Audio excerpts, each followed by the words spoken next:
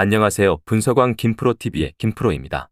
오늘은 현재 발매 중인 승부식 91회차 엘리트 세리엔 해외 축구 5경기 분석으로 준비해 보았습니다. 영상 보시기 직전에 좋아요, 구독 한 번씩 눌러주시길 바랍니다.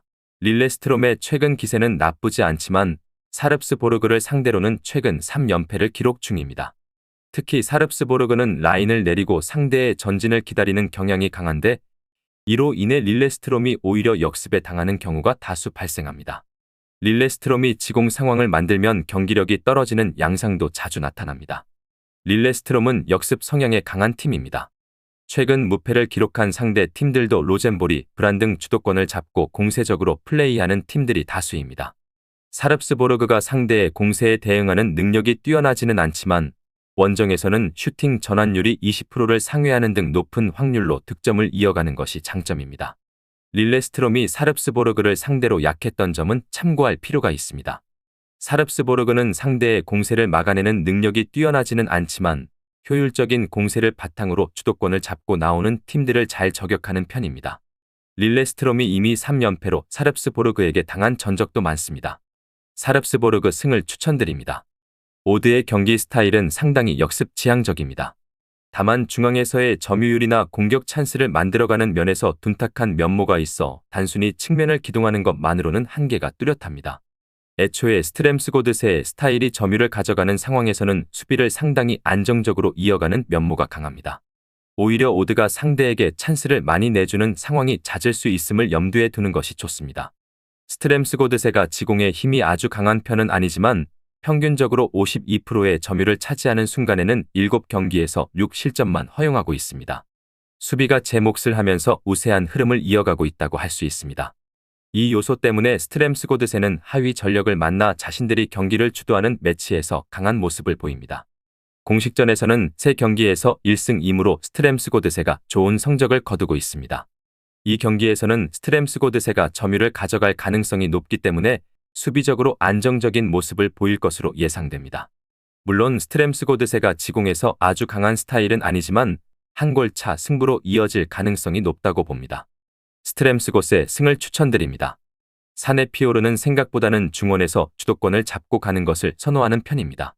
다만 이런 상황에서 하우게순이 이를 잘 수비해내고 역습으로 전환하는 경우 사네 피오르가 약한 모습을 보입니다. 사실 하우게순은 리그에서도 웬만한 상위권 팀들보다 실점이 적은 모습을 보여주고 있으며 몰테나 보데클림트 같은 강호들을 상대로도 중앙 싸움에서 밀리지 않고 이기는 경우가 있지만 철저하게 하위 전력 운영에 집중하는 상대를 만나면 기복이 꽤 심해집니다.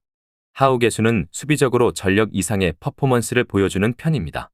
특히 18실점은 브란이나 몰데 등 강호들과 비교해도 더 적은 실점 기록입니다. 물론 아예 공간을 주지 않겠다는 식으로 나서지는 않지만 어느 정도 중앙에서의 라인 싸움에 적극적으로 나서는 편입니다.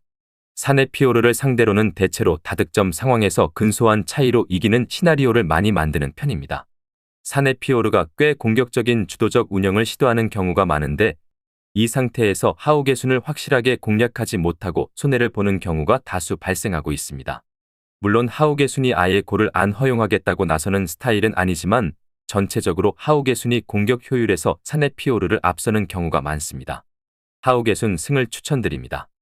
홈트롬세의 장점이자 약점은 공격력이라고 할 수 있겠습니다. 특히 홈에서는 어드밴티지를 믿고 상당히 과감한 전진을 시도하는데 이것이 실점으로 연결되는 빈도가 많습니다. 최근 5경기 중 유일하게 패했던 경기는 오슬로에게 1대2로 패한 홈 경기입니다. 결국 크리스티안순이 난전을 유도하며 역습을 가는 상황에 취약점을 드러낼 수 있다는 이야기입니다.